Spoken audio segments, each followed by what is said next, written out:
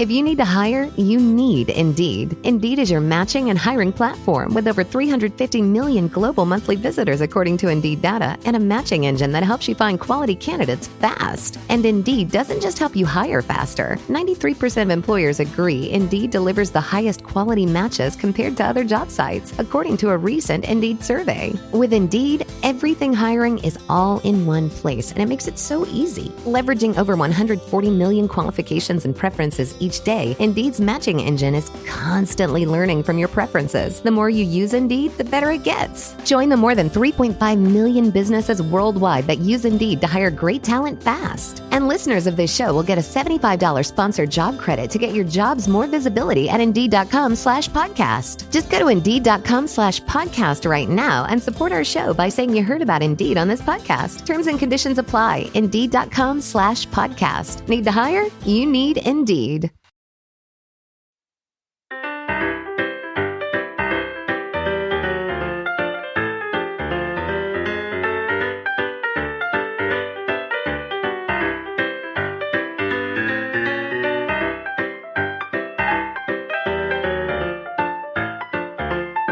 Hello, everyone, in podcast listening land. I'm DeVanie. And I'm Varner. And we're sisters. Welcome to Sugar-Coated Murder, where we'll discuss and probably inappropriately laugh about and comment on. Yep, one of our favorite subjects. Murder. Oh, and we love to bake. And why not combine our two favorite subjects? Baking and killers.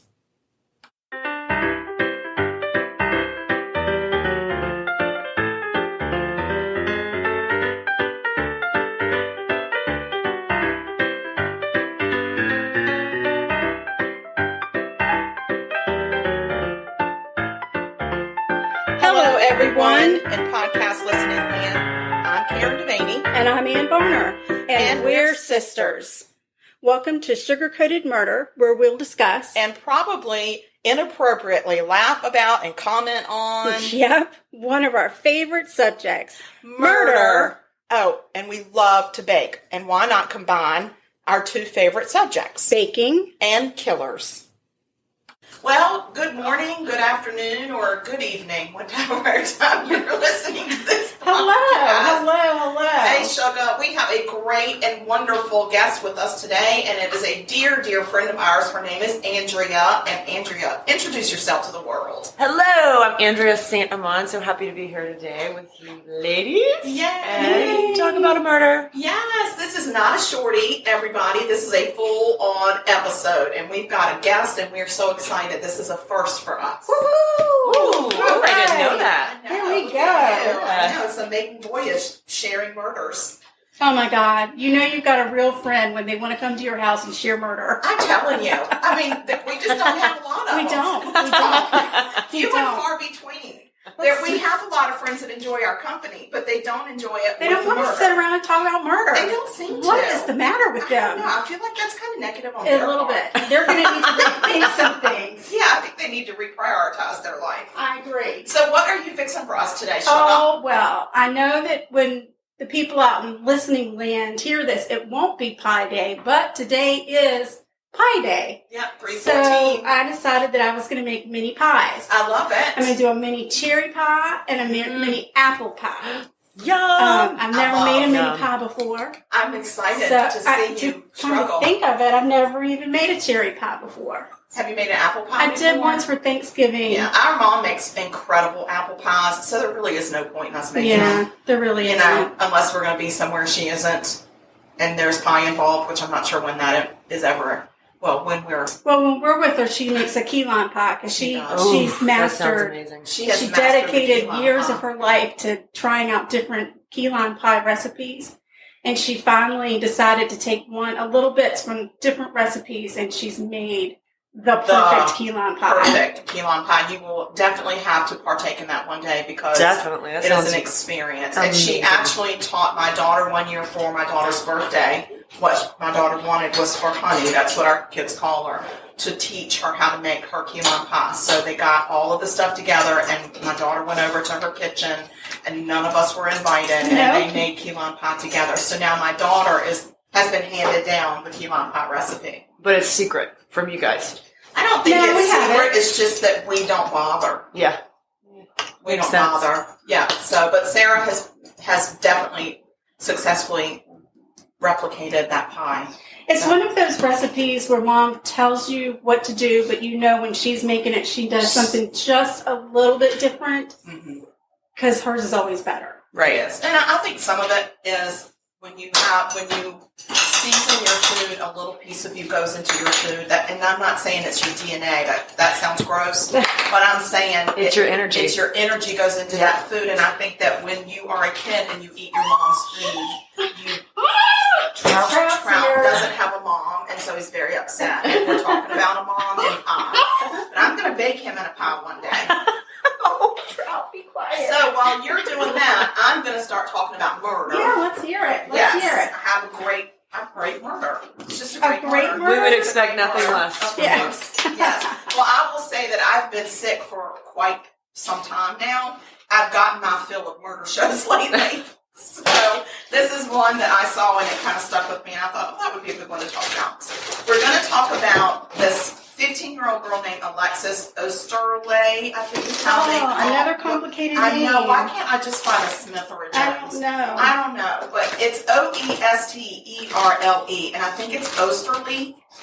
Maybe that's what I'm going to say, but we're going to call her Alexis. Okay. And not worry about her last name. That sounds like a good plan. Yes, and this takes place in November of 2009 in Indiana, and it's Rockport, Indiana, which is in Spencer County.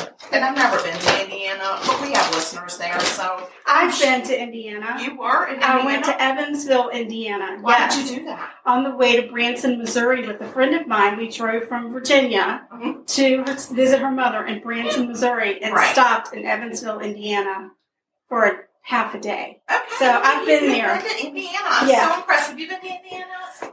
Yes, I have. Driving through because I went to law school in Chicago. Oh, So driving from South Carolina. It seems like Indiana is a drive-through state. It's one of those, I was there, I was driving through. I've never heard of anybody going, I went there on vacation for a month and loved it. Right. I'm not saying it's not a beautiful state. I think it's just one of those states that gets you to the next place. Well, we just lost all of our listeners in Indiana. Well, hello, Indiana. We love you, and we would like for you to write to us and let us know the greatest vacation spots in Indiana, and we will be scheduling our next vacay there.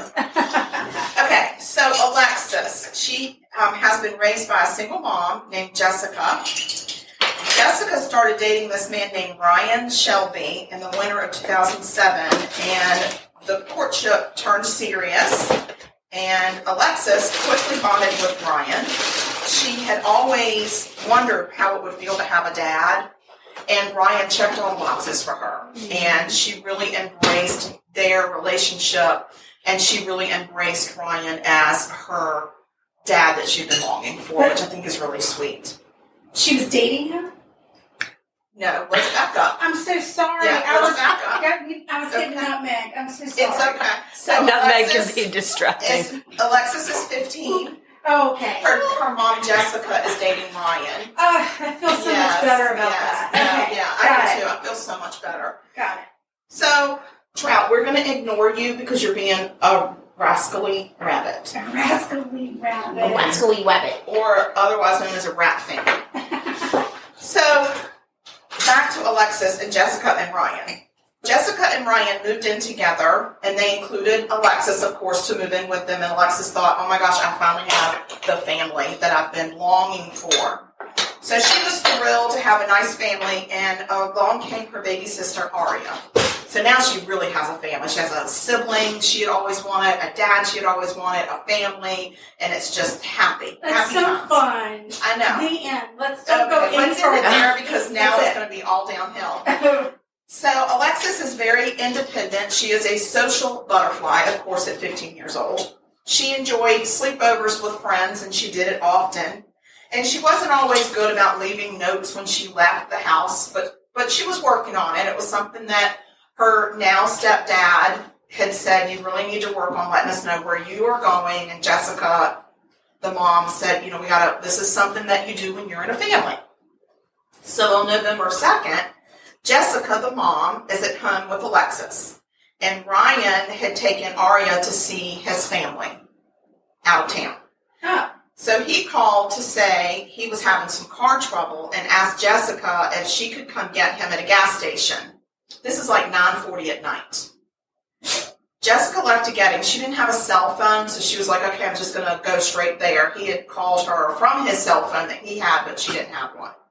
So she goes straight to, so she tells Alexis, I got to go get Ryan. He's broken down. He's at a gas station on the way.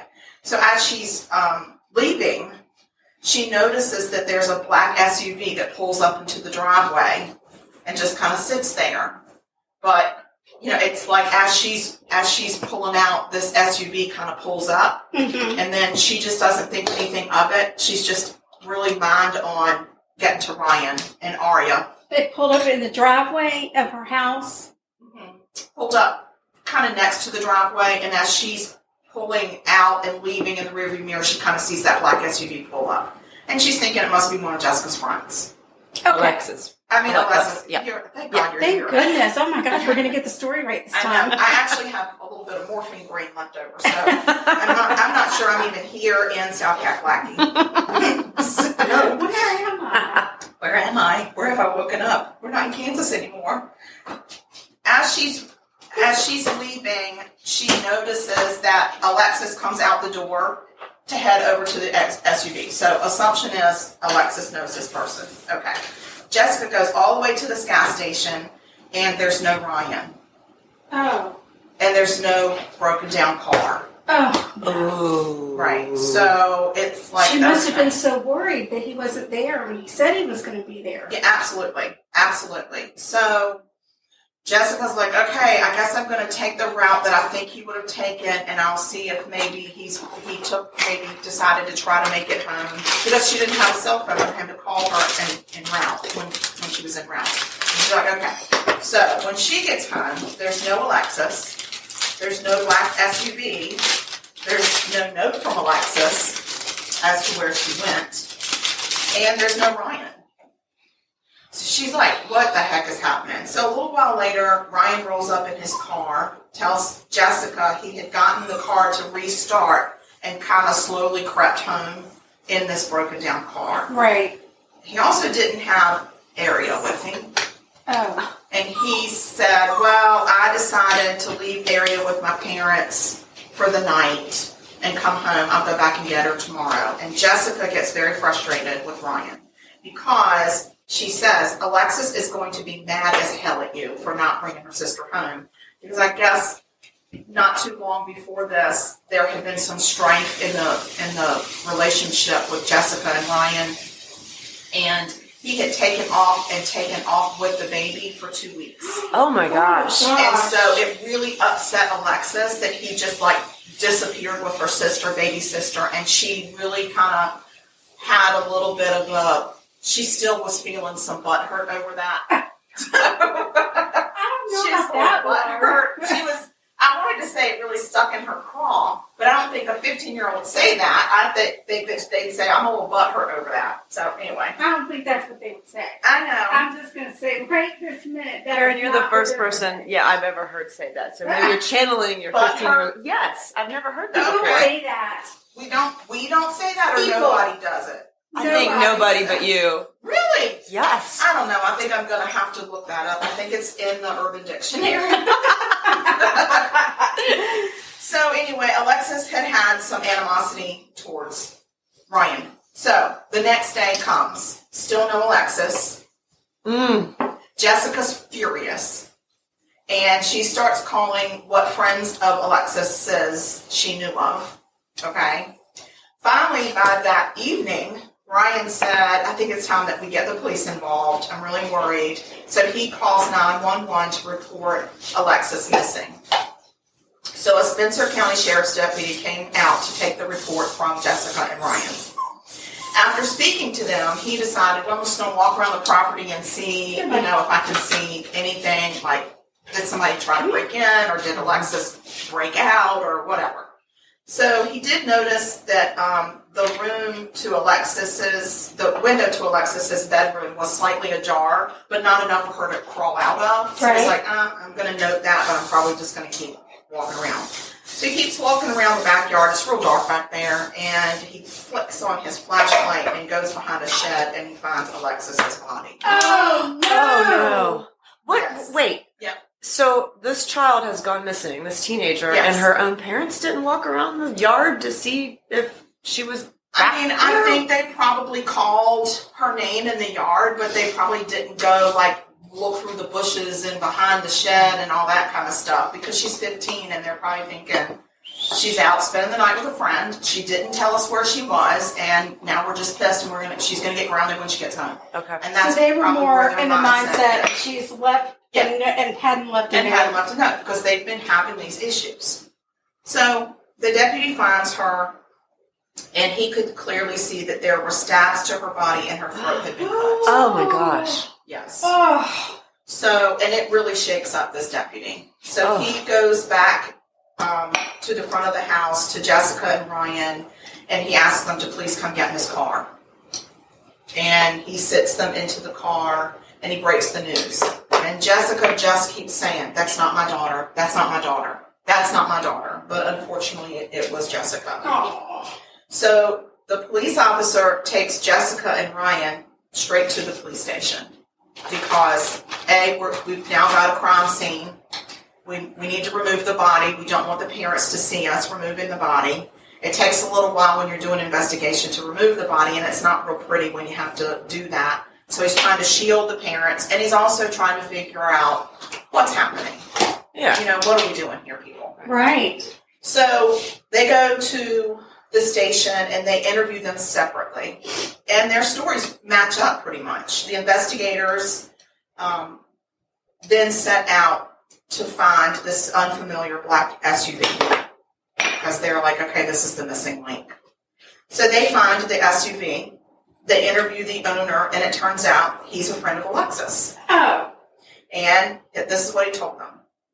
He said, "I arrived to hang out with Alexis as Jessica was leaving. I saw her leaving. Okay. Alexis came out to my truck. As they were sitting in the truck talking, they saw a figure in the shadows that walked through the yard. And Alexis said, 'I'm going to be right back.' And she got out of the truck." Ooh. So he was like, okay. So he sat there for a little while, and Alexis comes back. Oh. And she's holding a kitchen knife, a big old kitchen knife. And he's like, "What the heck is happening?" And she said the figure that she saw was Ryan, the stepfather. They had argued about how Ryan had not brought Aria back, and Alexis was pissed. And she said, "I'm so mad I could stab him." Oh my gosh. So this friend of hers said, "Listen, I need you to calm down. I need you to sit in the car until I know that you're calm, and I'm going to need for you to give me that kitchen knife." Yeah. So he said she didn't get back in the car, but she handed him the kitchen knife, and he put it underneath his seat. He wanted it not in her hands. And then she said, "I'm going back inside," and he drove away. That's the last that he saw. That's what he says. Last I saw of her. Yeah. So, how was Ryan at the house with Alexis when he was broken down in a car at a gas station? Where was his car? Where was his car? All of a sudden, some questions are like, okay. So the investigators, the first thing they do is they search the black SUV, and sure enough, there's the kitchen knife under the seat, just as he said. No blood on it. Nothing looks afoul. So they believe this guy. Oh my gosh, this is not the way I thought this story was going to go.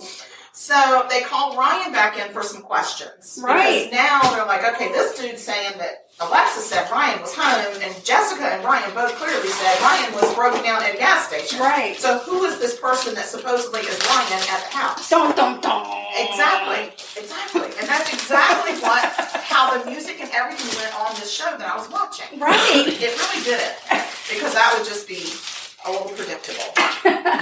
Not that you're predictable, sugar. So they call Ryan in, and he said, "I never argued with Alexis over Aria. Trout. And I never saw her with a knife."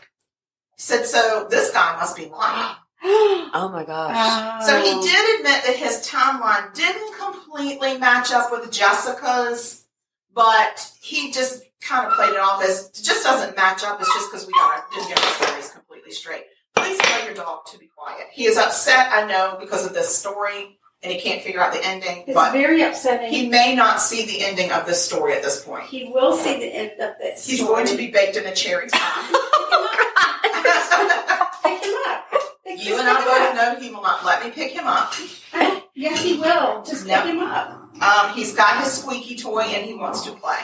Okay. So, sorry out there, listeners, for this horrible distraction that we're having right now. He just doesn't feel like working. He's not. He's not in the mood to work. So, okay, let's get back to my story, please. Yes, the focus is on you. Please. The investigators' interest is definitely piqued.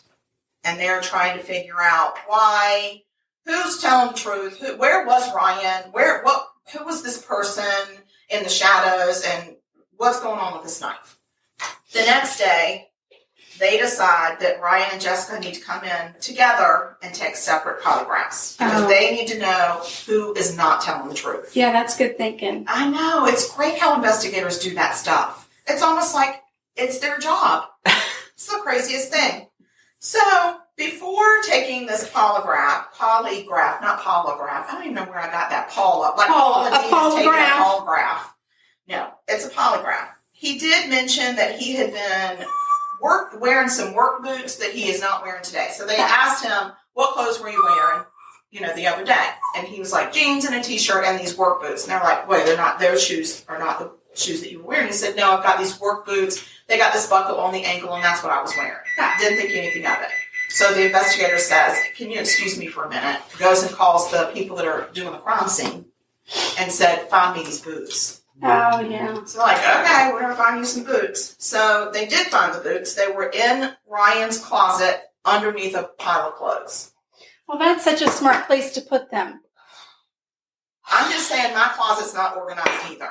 So I'm not judging anybody on that. I understand what you're saying. Okay. Just, because they'd be like, we found one under the bed and one in the bathroom. You don't know what's happening. There's no explanation for it. So I'm not going to judge this man on where he puts his shoes. Anyway, they found the shoes. And they bring the shoes to the detective that's talking to Ryan. Right. The detective that found them did notice something that looked a little like blood spatter on that little ankle buckle. Oh. Yeah, and so he was like, that's interesting. So he had a crime scene investigator test the blood, and it did come back as human blood and human tissue on the boots. And that's why I was saying not the smartest place to put your boots. Okay. I'm not saying this is the smartest man in America either. Especially if you got a little speck of blood on them. I'm just saying. Throw the boots away. Throw them away. Well, he didn't notice the boot. The boots they're not, I mean, he didn't. When you take off your shoes, do you hold them up into the light and inspect them every day? If I harm somebody, then yes. Yes. Yes. Well, good to know. Good to know she's got an action plan for when she harms people. Yes. Yes. Okay. Meanwhile, back at the station, Ryan fails his polygraph. Now the detective needs to draw out for Ryan what the hell happened with Alexis.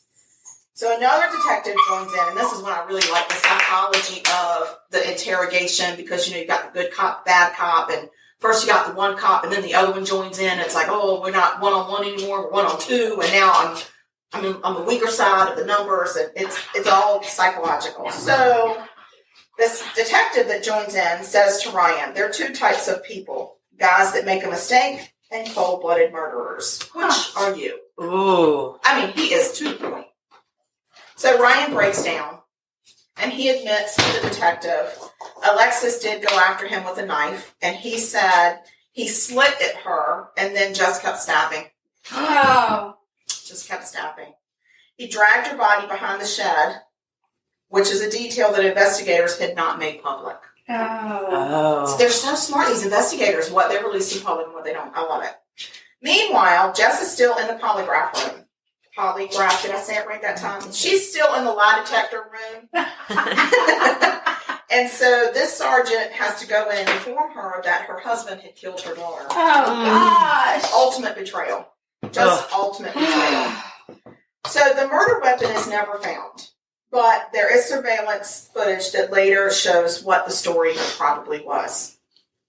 So Ryan is seen on closed-circuit TV parking next to a nearby storage facility. I'm telling you, those storage facilities, they have something to do with murder all They're the time. bad news. And we have so many of them in this area. It's no wonder we have a lot of murders. Too many storage They're facilities. like on every corner, Oh, right? yes. You think, And then oh, in look, they're going to between. build a restaurant. Bam, No. it's another storage facility. And it's like a 4-story Like, storage what are you people facility. putting in there? Who's storing stuff? Do you have a storage? You've got stuff in storage, Andrea? I have a story with a storage building where I had to go on a case, and it was a accounting fraud case, and the people on the other side were really bad guys. And I had to go by myself with one of the bad guys into the storage facility to get these financial documents. And no one in my law firm would go with me. They were kind of laughing at me, I'm really scared to go into the storage facility. These are financial documents that are going to prove an accounting fraud. They're going to get me in there and take my knees out or something. God. Their knees, they're going to take your heart out. I've never been more scared in my life, but I did apparently survive. You did. Thank God. Oh my gosh, because we wouldn't even be telling this story right now. So, sorry. No, that's a storage But you're right. facility. There's just Nightmare. Nothing Terror. good comes from I it. agree. Nothing. So on closed circuit TV on this storage facility, they see that Ryan pulls up and parks next to this storage facility that's close by their home. And he turns off his lights in his truck, not in his broken down car. And he walks through the shadows towards their home. And he is then seen later on the same TV, closed circuit TV, running towards his truck and speeding away with no headlights. Oh. So he used this as a strategy, obviously. And somebody with a plan to kill doesn't normally do that. Right. Not normally. You go to your house, you park in your house, you put on all the lights, and you don't run away without your headlights on, and that's, you just go home. But this guy, obviously, he had intentions from the beginning. So they surmise that he intentionally lured Jessica, the mom, away with the gas station story, knowing that she didn't have a cell phone, knowing that she would get there and would be confused, but this was his way of luring her out of the house with premeditation. And so they come to the conclusion this was not an accident. This was not self-defense. This was pure, evil, intentional, calculated murder. Whoa. Right. So even though the defense tried to present Ryan at trial as a mild-mannered guy that was an Eagle Scout and was homecoming king in high school, even his pastor got on the stand and talked about what a great guy he was in the church. Really? Yes. Obviously, nobody bought that but them. So I have a statement that I'm going to read. Jessica made a statement, and it was too long for me to write because it was just too long. So at his hearing, she was asked to speak. And this is part of what she said. I'm sure she had a lot more to say. She said, November 2nd, 2009 has changed my life forever, and you will never be able to comprehend every beautiful memory I have of Alexis is destroyed. Your senseless actions destroyed her life before it ever started. Before she stepped down, she did make one request of the judge, which was to order Shelby to keep a picture of his stepdaughter that he killed in his cell wall. The judge said, obviously, she's not just dealing with the loss of her daughter, but also the ultimate betrayal of someone who's supposed to care for the family and take care of the family. And she wanted him to be reminded every day of what Alexis looks like and who she was and what he took from them and what he took from Lexi. Right. Yes. So he was convicted. He was convicted of murder. Good. Obstruction of justice, 2 counts of false informing. We'll take all of it. We'll take all of it. He is given 55 years for the murder, 1.5 years of obstruction, All right. a year for 2 counts of false informing. He was then credited with the 960 days he had already served in jail, which really pisses me off when they do that. Sorry, I'm sure there's some legal reason for it, but I don't like it. And all of these run concurrent, which has become is it concurrent? When they all run together. That really upsets me, Andrea, law person. former law person. I don't understand why they do that. What's the point of even convicting somebody and giving them all those charges and then saying, well, it's all going to run at the same time, not 55 plus 1 plus 2 plus. What is the point? I don't can you explain to me what's the point? I cannot. I don't understand. This is such a I have a real problem with this in our justice system, and I don't know who to ask to change it. I don't know who to talk to. I don't know who to write to. Who do I complain to? But I got a real problem. This, I am butthurt over. Oh, Lord, have mercy. It really sticks in my craw.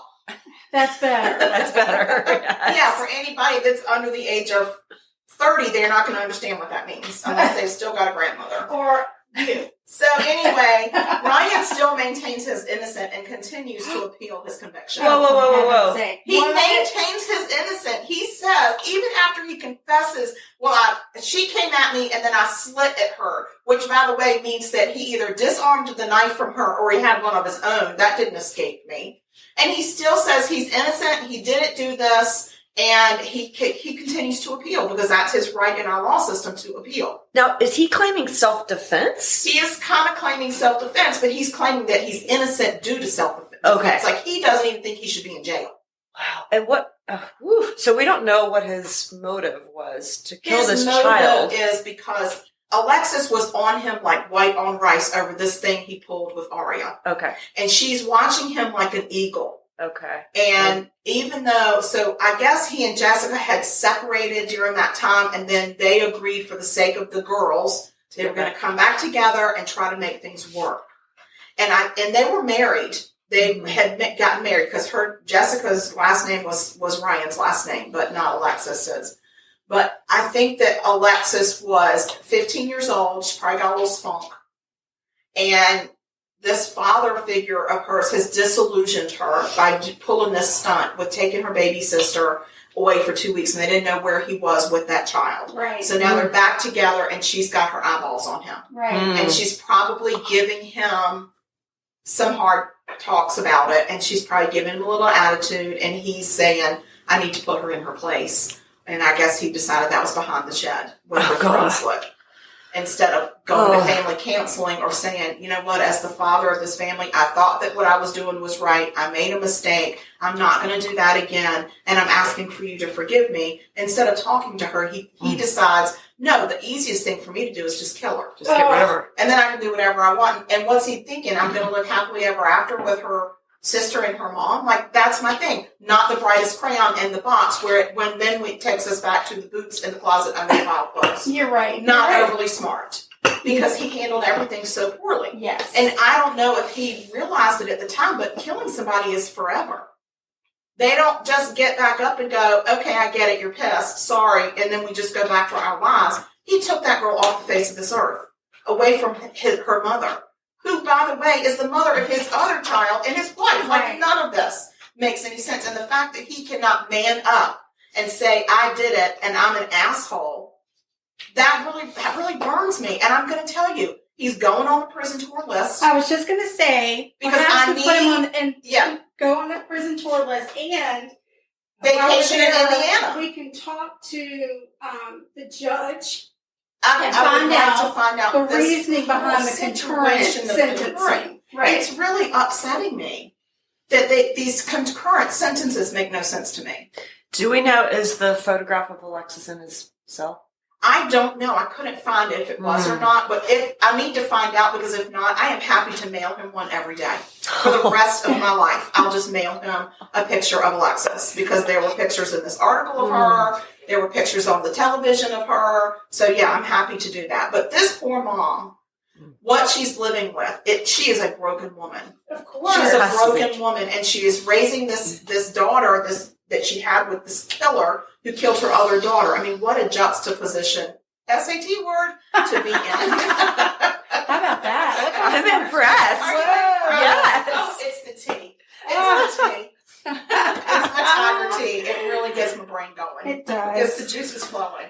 So that's my murder. That was good. It was a good murder. That was a good bad one. It's really, I mean, all murders are bad, but the details and the twist kind of, it got to me, because when I was watching it on television, I actually started looking things up, because I felt like it's an hour-long show with commercials, so you probably maybe get 35 minutes of actual story, and it wasn't enough for me. So I was looking this up and trying to figure out, what they weren't telling me. So some of this did come from the TV, and I think it was it was either Dateline on OWN or it was something on Oxygen because I don't have ID Discovery anymore, which really makes me so sad. And so that's where I get my murder film right now. You can't even watch ID Discovery on demand? No. It's just done. No, it's done. I'm done. Oh, we'll set up a GoFundMe page. I think so too. And also I don't have the travel channel, so I can't watch any more of my paranormal favorites. And you're not going to be able to see my show. I will see your show because I know people that have that. You know people? I know people. And I have it. I know. And we do know people. So we're going to definitely watch that. Let's talk about your show. Let's talk about it. Look at us. We're like Hollywood. So I don't have the travel channel either. What? Are you kidding? So you'll be over here watching with us. And actually, my sleepover. Yeah, my husband right now is calling it the no travel channel because there's no travel now. There's no travel. That's true. He's so smart. The show is called True Terror. It's hosted by... True Terror? True Terror. Oh, write that down. I'm so excited. It's hosted by Robert Englund, who is, of course, Freddy Krueger. Yes. Did you get to meet him? I didn't. And in fact, I did reach out to him through his webpage, to his people. And I said, hey, I'm on the show. And of course, I didn't hear anything back. So yeah, I'm a paranormal expert because I'm a psychic medium now, and I'm a paranormal expert on this show. They're taking stories that were printed in the newspapers as true through the 1900s and up till modern day. And then they're kind of doing a deep dive on those stories, like what you guys are doing with these murder stories. They're taking a thing and they're saying, okay, were these stories actually true? What was going on behind the scenes? Did they end up just being legends? Did they, what was really going on that a newspaper actually reported some of these crazy things? And I will tell you the stories that I'm involved with. They are fantastic. Oh, I can't wait. Fantastic stories. So when does this air on the Travel Channel, on the No Travel Channel? Starts March 18th. Oh my gosh, that's the day before my birthday. Happy birthday to me. Yay! That is a great birthday present, to be honest. I'm impressed again. Yay! That's very exciting. So when we went to talk to Carol, our friend, she's a mutual friend, we did a shorty with her, and we talked about how she's never seen the movie Practical Magic. Oh, I know, which is we one of love our that faves. movie. Yes. So we were thinking that our friend Farmer Katie, another mutual friend, could maybe do an outdoor screening of, on the side of one of her buildings, and we could do like a campfire and love that idea. Do a little sisterhood of Practical Magic I screening. love that. With the goats, because Katie has goats. Yes, with the goats involved, although I think they get put to bed when it's dark, but that's okay. They can stay up And like Carol's that night. daughter has the projector for the outside movie. And then we just need a speaker. We can rent a speaker. It's easy to do. And then we can just do like a little screening. And I'm thinking it might also be fun to do some of these shows. That would be fun. Yeah. That would be fun. Farmer Katie has no idea what her life is like in the next couple of weeks. She has no idea. I think we need to go make a visit to her and take her a pop. Will they send you a tape of it? Or no, I have to figure that out. And I have, a couple days to do that. Well, I have to figure please it out. feel free to come watch it on my TV. Yeah, thank you. So fun. That'll be my birthday. We'll get together on my birthday and we'll watch it. Yeah. That'll be so fun. Hopefully all my parts aren't edited out. Oh my gosh. Like that episode of Friends when Joey's part is edited out. Everything we talk about relates back to Seinfeld or our friends. Oh, Friends. Yes. Yeah. Right. Or our small community of our psychic medium friends that we met through Carol's class. Everything ties back to that. And, by the way, everything ties back to murder. Yes. Yeah.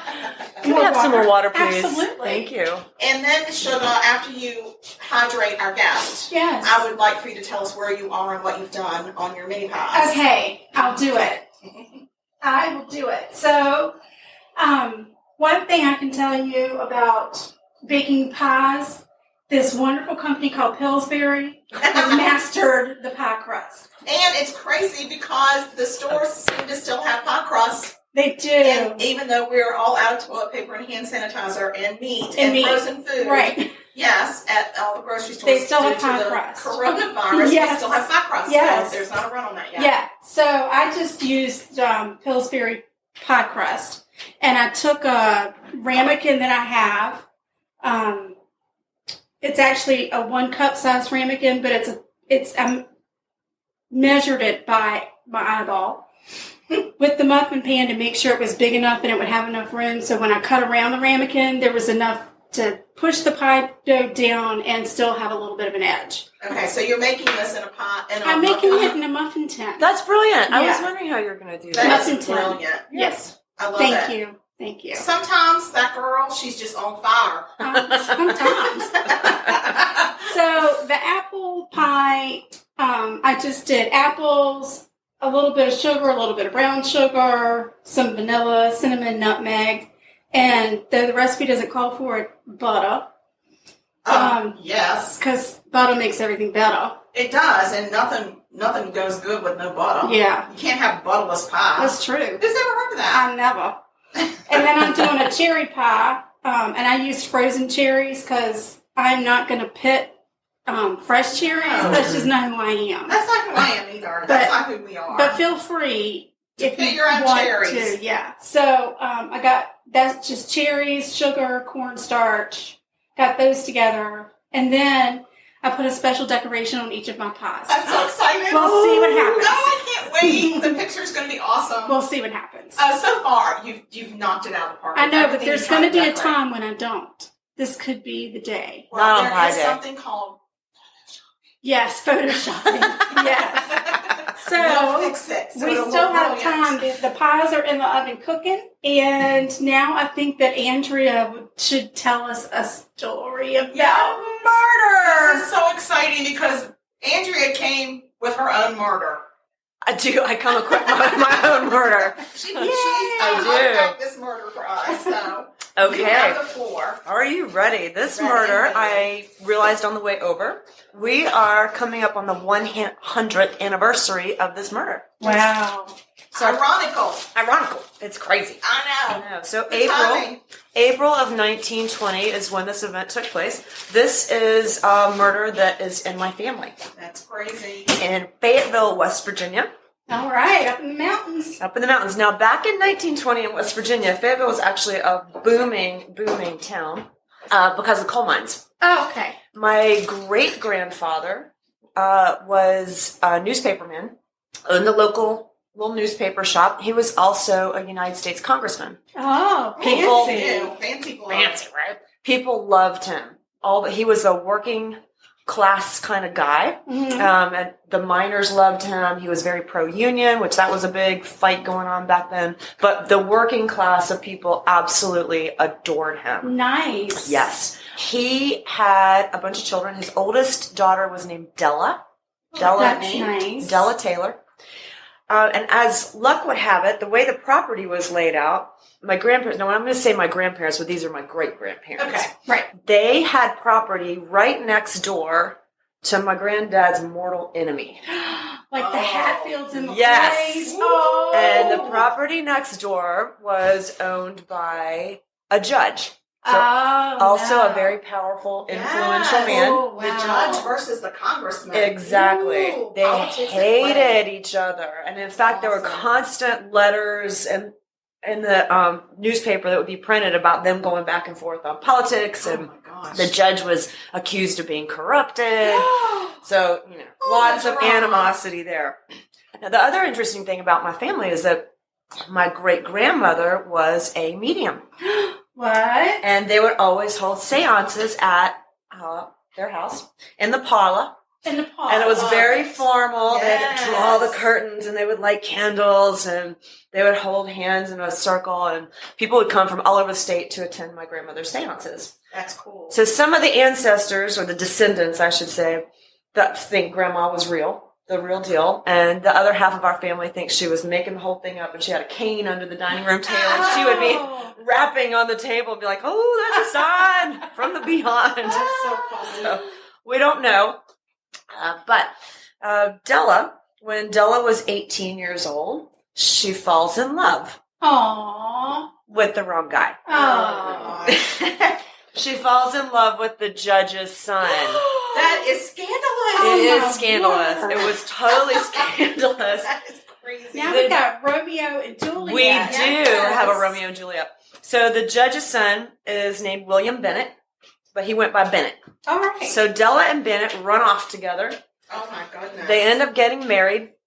They come back. They end up living in the judge's house. Oh. Okay. Now, right during this time, too, Prohibition just hit. January of 1920, Prohibition hit. But up in the mountains of West Virginia, long before Prohibition came about, people were making moonshine anyway, and selling it, but not doing it illegally, so they wouldn't have to pay the taxes. Sure. So the federal government was always coming into West Virginia to try to catch these people selling illegal moonshine. Now, the irony of all this, well, I don't know, tell me if this is ironical or not. I will let you know. One of the judge's duties was that when liquor was legal, you had to go get a permit to sell liquor. Okay. And who was the one giving out the permits but the judge? The judge. So he got to choose who got to sell liquor in southern West Virginia. Right. So I'm sure Okay. some bribery was going on there. A little bit. Greasing the palms. Right. But he's the guy. So after Prohibition hits, nothing really changes with the liquor distribution thing. People were still, there was rumor that the judge was still involved and still overseeing who got to distribute illegal liquor. Well, interesting. Interesting. Yes. So it was alleged that he was in charge of what was called the whiskey ring. Oh. So once liquor is illegal, now we're talking about these people running moonshine. It's more like drug dealers today. Absolutely. Sure. You know, and it was dangerous. Yes. It was very dangerous. And when you have the feds coming after these drug dealers, these moonshiners, whoever had the fastest car would be who won. Sure. So a lot of the moonshiners would have to run, like make these whiskey runs and be dodging the feds. So moonshine running, I mean, it sounds a little funny. It was dangerous. I mean, it was like running drugs today. Oh, Yes, yeah. And there would be shootouts. It was rough. So April of 1920, Della is living in the judge's house. And Della is newly pregnant. Aww. Not sure that was like totally known yet. And Della and young Bennett they're having a very tumultuous marriage. Uh-oh. Yes. And Della was prone to bouts of depression every now and then. But she also, being newly pregnant, her hormones were probably off the Well, and she's chain. also living with a family who has never been friendly with her family, and she's not able to see her family, and she can see her property, Yes. but knows that she's not welcome there, Right. and she's estranged from her family. So I'm sure there were so many layers upon layers of issues that would cause you depression, and the pregnancy on top of that, which now she's not being able to share with her siblings, her parents, her grandparents, multi-generations in her family. They don't know. She was disowned by her father. So that's just awful. She was disowned by her father. But not necessarily the siblings but yes, there was a lot of animosity. And here she is living in the judge's house, and it was just terrible. And her husband, this one Saturday afternoon, says, I'm going to go run to town. And that was, what that meant was, I'm going to go make a whiskey run. Oh, Right. okay. And she begged him not to go because, one, she wanted him to get out of that business, and she knew it was dangerous. But two, we don't really know. We don't know. She was just saying, "Don't leave me alone." So we don't know if she just didn't want to be left alone in the house or didn't want to be left alone with the judge who doesn't like her. Right. We don't know. We don't know what was going on. But she's like, "Don't leave me alone. Don't leave me alone. Don't leave me alone." And he's like, he goes off. He returns several hours later, and Della is found lying on the floor of their bedroom with a gunshot wound to the head Della. and a suicide note in her hand. Oh, no. And young Bennett, her husband, goes crazy. He starts wailing and wailing and wailing. He runs out of the house. There was nobody else in the house.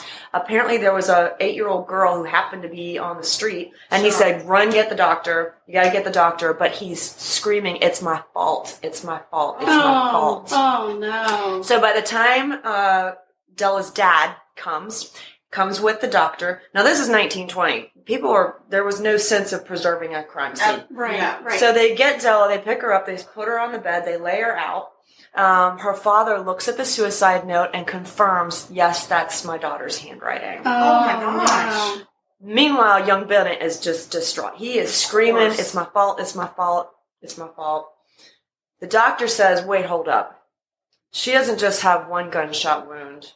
She has 2. Oh, no, that's tricky. Oh, no. That's hard. very tricky. It's hard to shoot yourself twice. It is, especially when one gunshot wound is clearly from close up and the other one is from across the room. Oh, no. That's very tricky. So the doctor looks around. He finds evidence. I don't know what the evidence was, but he does find evidence that she was shot from across the room. One's close up, one's from across. And you could tell by the way the bullet, I guess, came in and out. But there was also gunpowder. There was something else in the room. Right. So the doctor says, get this wailing man out of here who's claiming it's my fault. It's my fault. Sure. And get the police, get everybody in here. Now we've got a crime scene. Yeah. Because it is impossible to shoot yourself from across the room. It is a little Unless tricky. you get some elaborate... So I don't know. Yeah, Right. you can elaborately, but then it would be hard. really difficult to shoot yourself from across the room and then shoot yourself in the head. Yeah. Yes. Because there's going to have to be more than one gun, and that first gun blast is going to have to not wound you mortally or incapacitate you. You know, as an aside, I did run this case by a friend of mine who's a retired homicide detective. Oh, and he said, fun. That's a great Saturday afternoon thing to do. Yay. He said, actually, there are some strange things that can happen when a gun, like maybe the gun could ricochet and go off again. Right. But he said, what type of weapon was it? And I told him what type of weapon it was. He went into his garage. He showed me the type of weapon. He did a whole video on how it would be impossible for this gun to go off twice without a human being standing and actually shooting it twice. So she couldn't have accidentally shot herself twice. He was like, gosh. it's physically impossible. Okay. So now we know. Friends. You have cool friends? Yeah. Now we know we've got murder. We do not have a suicide. No. Wow. Young Bennett gets arrested, and because he's claiming it's my fault. Right. And he was the last one to see her and the last one to come back in and find her. Right. He claims, though, he pleads not guilty. Oh. Now he says, I didn't do it. I know I was saying it's my fault, but I am not guilty. Sure. Like, okay, well, if you're not, who killed Della? The townspeople at this point, this murder makes headlines because we have a congressman's daughter Sure. found dead in his enemy's house. Oh, wow. So the townspeople who love their congressman get very upset. They're convinced that the husband did it, that young Bennett is the one who did it. Right. And he's just not fessing up. And they're really like, okay, let's get this trial going. We want to see what happened. So they obviously can't have his father, the judge, preside over his own son's trial. So they bring in a special judge. They bring in special lawyers from other parts of the state to make sure this is a fair trial. Okay. And the townspeople are just like hundreds of people show up for this trial in the morning that's going to start. And the courtroom's not opening. It's not opening. It's not opening. And people are getting like, okay, what is going on? We're ready to hear some evidence. And if he didn't kill her, who did? What's the defense going to sound like? Right. Suddenly the courtroom doors open and all the people are told the trial is off. Because Bennett changed his not guilty plea to guilty. Oh, What? no. Yes. Bennett. No way. But it did not come with any sort of written confession. It didn't come with any sort of explanation of what actually happened. So the people actually get upset because they're wanting to hear what happened. So they go away. Now, back in that time, you could buy a pardon from the governor. Oh, how fancy. Yes. Oh, I love but that. There's a trick. You have to either plead guilty or be convicted of a crime first. Yes. So the townspeople start to realize, wait, if he pled guilty, his daddy can run up, this powerful judge can run up to the governor, buy a pardon, and come get his son out of jail. Absolutely. The next day. Yes. So now we could have a murderer who literally spends like Buy in prison. a That's pardon. it. You could buy a pardon. Yeah, and I thought the term was beg a pardon. I didn't know you had to buy it. I thought you just had to beg. I beg your pardon. I buy your pardon. Now Let's change it. I buy your pardon. Wow.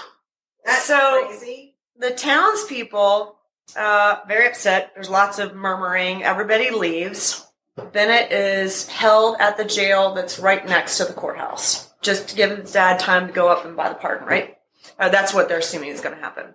That night, about 30 or 40 cars go around the courthouse square with their lights off. Oh, the headlights off. It's bad news, people. Something bad's coming. The people in the lead car stop. They all stop. All cars stop. People in the lead car get out. They go around to the prison guard, knock him out, steal his keys, go back into the cell where Bennett's being held, put a bag over his head. But he thinks these are his dad's buddies coming to get him out. They're breaking him out, and the pardon's already been gotten or something that it's time for him to leave. So he goes with them willingly with this bag over his head. Yeah, that would be a tip-off for me. Yeah. These are the people that don't back me. They put him in the car. The whole procession of cars proceeds out of town a few miles, and they lynch Bennett. Oh, my gosh. They kill him. They hang him. They hang him before he can get his pardon and get out of jail because the people were convinced that he was the one, that he did it, and that he was going to get away with murder. Now, in the meanwhile, after Della's death, my family was carrying on seances, trying to get in touch with Della. Did Bennett actually kill you? Who killed you? What was happening? Nothing. Radio silence. Dead silence from Della. Literally dead silence from Della. The night that Bennett died, the next night, they had a seance. Della came in. And they said that a blue light came into the room. It shined on her photograph. And her voice rang out. And she said, "My killer is not on this plane."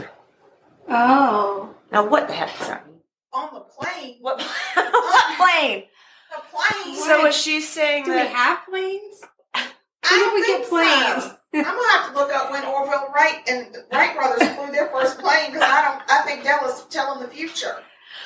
Well, we don't know what she was talking about. Was she saying... It could be like the plane of the earth or this world or... plane of existence that she's on, and her husband is with her now, and she's saying, "My killer is not with me. You guys got the wrong guy." Della needs to be more specific. FYI, December 17th, 1903. So there were planes. So there were planes, but I don't think that she was talking about that one. I don't either. No, I believe Della because I think this smells very highly of the judge's work.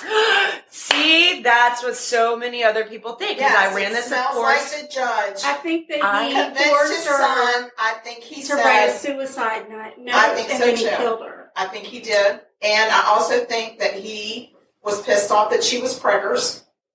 And God only knows that could have been his child back then. That's what I was thinking. I think he's a dirty dog all around. Dirty dog. And I think he went to Bennett, convinced Bennett, "Listen, I'll buy your pardon. Just confess, and we'll get this whole thing. Will just be taken care of." To save himself. And Bennett trusted his dad and knew that he didn't do it. So that's his out. And I think the judge is a dirty dude.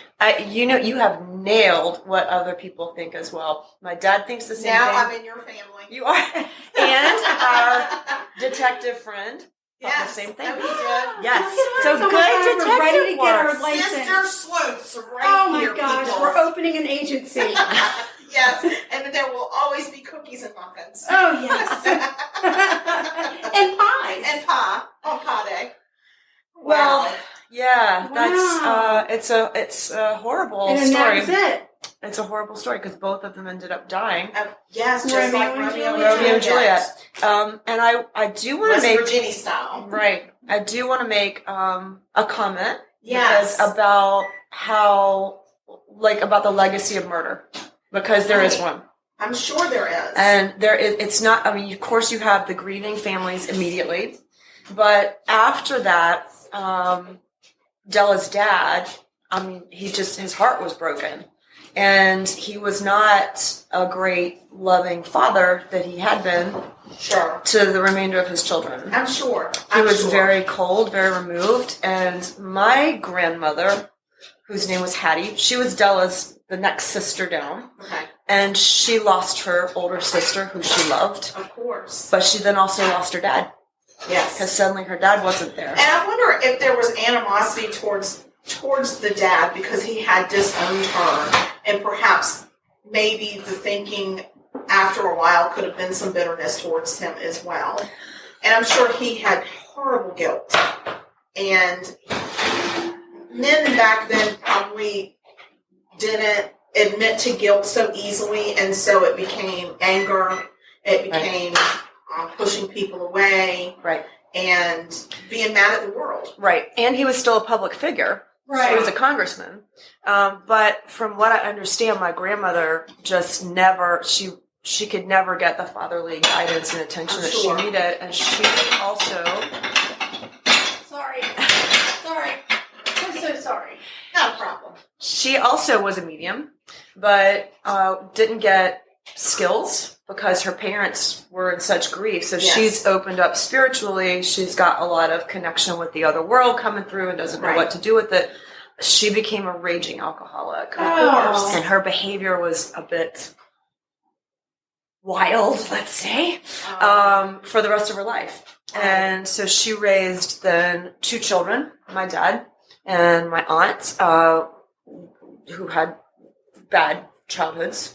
Yes. And she died relatively young, so I never got to meet my grandmother. But there's just this legacy down through the ages now of sort of these not having father figures, alcoholism, and just some bad, so that's on emotional the stuff side of things, and it makes you wonder what legacy Bennett's family has lived through because of the murder, and they're not on the victim side; they're on the other side of it, and it just makes you wonder what's that legacy. Well, you know that it's very sensitive. Like the Bennett and the Taylors living right next to each other, and they're still descendants of both in Fayetteville. Sure. But the Bennetts and their family think that my family staged the lynching. That it was my family that was behind Bennett's murder. And honestly, Andrea, it's not far-fetched. You know, it's not far-fetched. No evidence. But no, you're not. Evidence, Absolutely. But then that's another legacy that hangs out there for generations to come. And I mean, it's a cloud over everybody. And which brings up the point that murder is not a one-victim crime. Right. For every victim of murder, the ripple effect through their family, their friends, their town, that legacy lives on forever. Yes. And so that makes me so mad when we talk about concurrent sentences, because the ripple effect should also appear in the sentence. Don't you think? Absolutely. Don't you just think? Yeah. Let's start. You go and make that I'm going to start a letter writing campaign. I'll get the form letter out, and you all can just send them. And by the way, Ryan Shelby will be getting a picture of Alexis from me all the time. I'll have to drive to other cities and states to mail it, so you can never find out who it's from, because I'm a big chicken. But, I'm going to do it. I'm ballsy enough to do it, just not ballsy enough to let him know where I live. Yeah, that's good thinking. Yes. Well, Andrea, thank you so much. That is a great story that you have given to us. It's quite a gift, and I appreciate it. Thank you so much for having me on. This has been wonderful. Sugar, what is the status of your pie? Well, I'm going to tell you that, but first let's just let Andrea say, because she's already told everybody that she's a medium. Yes, we need So to what know, if somebody wants to go for a reading with Andrea? And we want to know all of your talents, not just Let's don't hear hold it. back. Just give us a tsunami of all things Andrea right now. Thank you so much. You can find me at AndreaSaintAmand.com, which is AndreaSaintamand.com. Most of my work is remote, so you do not have to be right next to me in order to get a reading. You don't have to be in person. Most of my work is on the phone or video. So mediumship is I connect you with your loved ones, including pets. I had just like a dog reading yesterday, who have passed on. But I also do psychic work. So I read, people like, I just need help with my life right now. What's going on with my energy? How do I better align my life with who I am? I do deep soul readings, and I use that to coach people into a better spot. Yeah. And do you do workshops? Things like that? Do you ever do like group readings or workshops or do group readings? I do crowds. I do groups, and that can be online or in person as well. Okay. So just reach out. That's yeah, wonderful. and we'll put her information on our Facebook page when we drop the episode. Yeah, and I'll also put it on Instagram. Yeah. Thank you. Thank you. That's there what we do. Yes. We do Insta things. This has been so much fun. Okay, so my pies didn't turn out too bad. I'll be the judge of that. But You're so cute. my They cherry are. pies boiled over. I think that. I think it looks amazing. Oh, look how cute And they then are. I so made cute. the simple for pie. I on love the that. pies. Good. That's so cute. Yeah, so they're pie pies. They are pie pie pies. Oh, we pies. gotta taste Yum. it. Yes. Because I'm ready to get my grub on. What about you? Absolutely. Trouty. And just for the record, Trout is not in the pies. Trout is Fine. He was He's not baked fine. into a pie. Okay. No. How do I just dig in. dig in? Take your Do I fork have and- to use a fork? No, You you can can pick do one whatever up you and want. Just put eat it in it. your It's mouth. going to be hot though. Oh. A little bit hot, yeah. So I'm not sure how to make it so you're maybe I should have put less. Oh my butter. God. That's the Is it outcome. good? It's the butter. It's the butter. You Yeah. taste the butter. I'm There's gonna the taste brown the sugar cherry, but and I'm the not butter. gonna. I'm not gonna eat the cherry. I'm gonna just taste around the cherries. Right, because you're still on a soft diet from your I know. issues. Got some issues, intestinal, less fortitude in my Oh, intestines so good. than I thought. So it's a lot of fun to make it in the muffin tin. They're so cute. Oh my God, cherry is so good. I'm So so good. glad. I'm so glad. Very good. All right, well, that's it. That I is hope it. everyone has a wonderful week and that everybody's healthy and safe and that they have happy plenty of and not products. murdered. Don't get murdered. Mm-mm. Don't get We don't want murdered. anybody That's generally good advice. Yeah. Don't it may get not seem murdered. evident to everybody. And then everybody out there, stay sweet. Let's hear from you soon. All right, bye. Bye.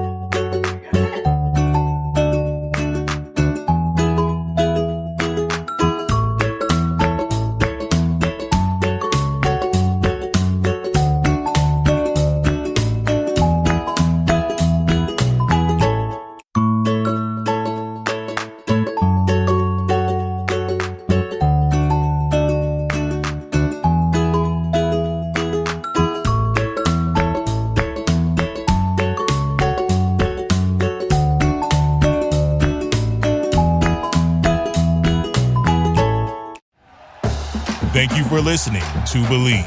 You can show support to your host by subscribing to the show and giving us a 5-star rating on your preferred platform. Check us out at Believe.com and search for BLEAV on YouTube.